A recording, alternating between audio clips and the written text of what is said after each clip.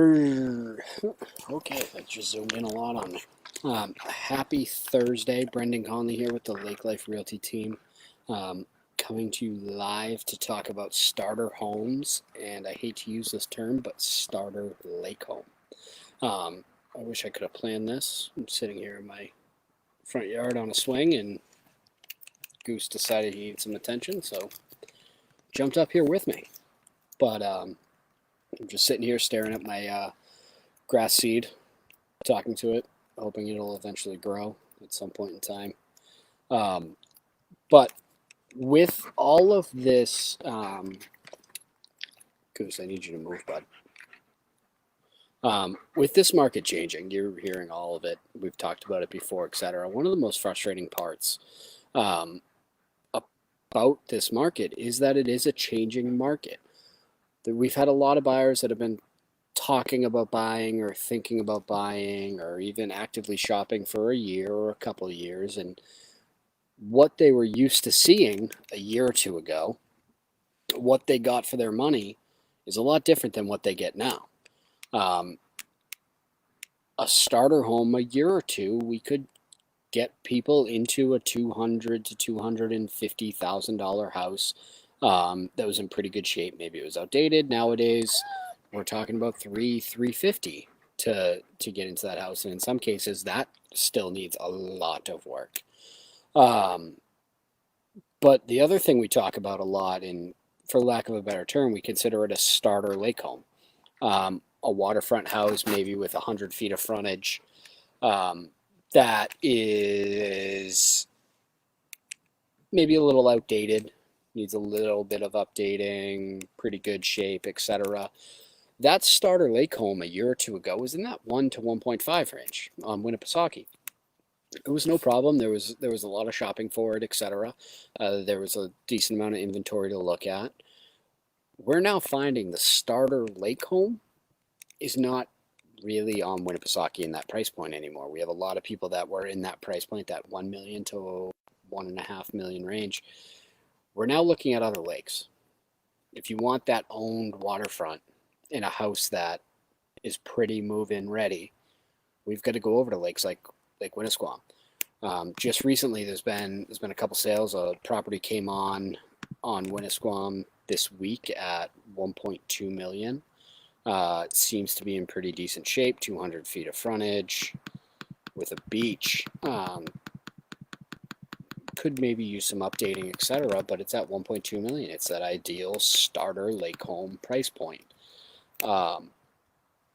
Same thing, there's another one pending that was listed for just under 1.4 million. That is where we're going. Meanwhile, we're seeing a lot of properties when we're talking about Lake Winnipesaukee. That starter price is really it's 2 million. That's just, it's where the market is, and I think that's where this market is going to continue for a bit. Whether or not we like it, it's obviously good for sellers. It's not great for buyers. We want to see some inventory pick up a little bit here. But I believe we're seeing a trend where cost of living is just that much higher nowadays.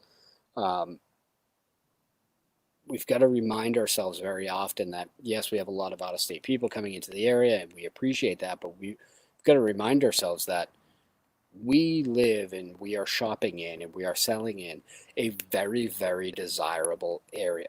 There's not a lot of other geographic locations that you can get on such a beautiful large lake, so close to skiing, so close to hiking, 2 hours to an international airport, and what are we, Molten Borough, an hour-ish to Manchester, hour and a half to Manchester if we want to fly out of that airport.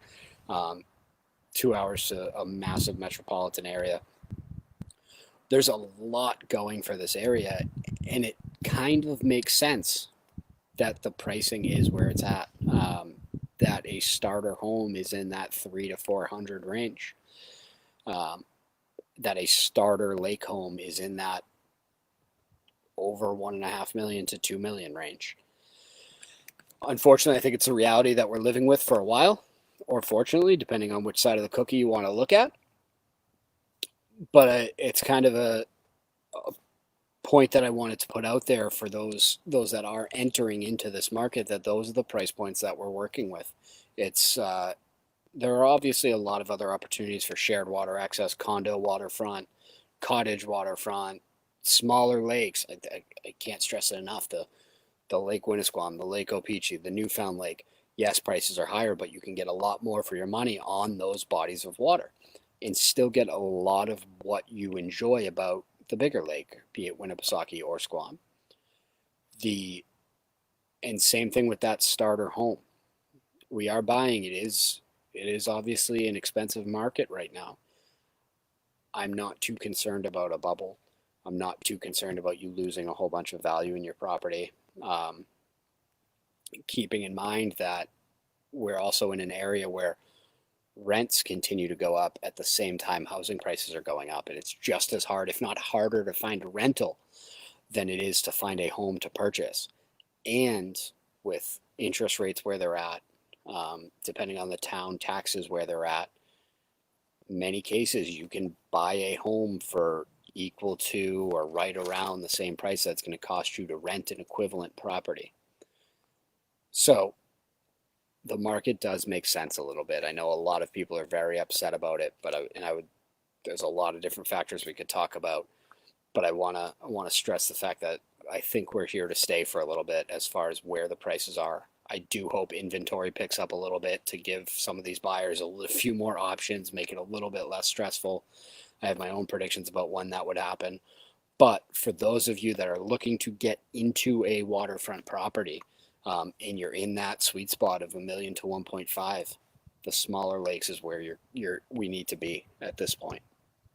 We've seen a few tear down properties, um, full seasonal, no insulation properties sell in the $1 million to 1.5 range, if not higher, on Winnipesaukee, which is therefore putting the move-in ready house up closer to that 2 million range.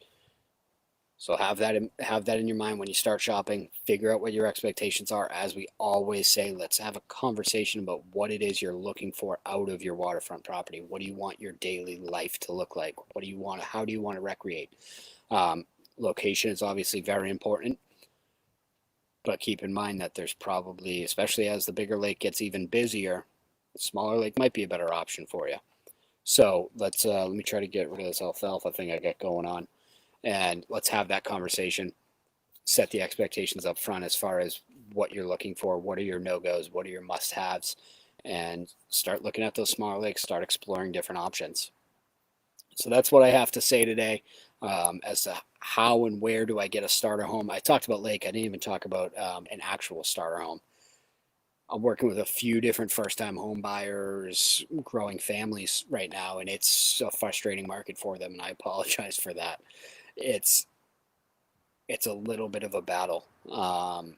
You're competing against, literally competing against some very qualified older buyers, cash, etc. My only bit of advice is just be patient. Find yourself somewhere solid to live for now, or stay where you're at and be patient to find the exact property that you're looking for, or find the right property that will work for you, that you can make work for you.